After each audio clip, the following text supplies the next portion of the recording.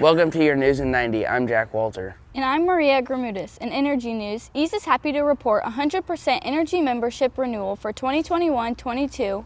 Thank you. And we are thrilled to welcome 3 new members, BGM, Harlan, and Murray Community School Districts. EAIS appreciates all you do for Iowa students and will work hard to provide you with support that saves energy budget dollars and lives.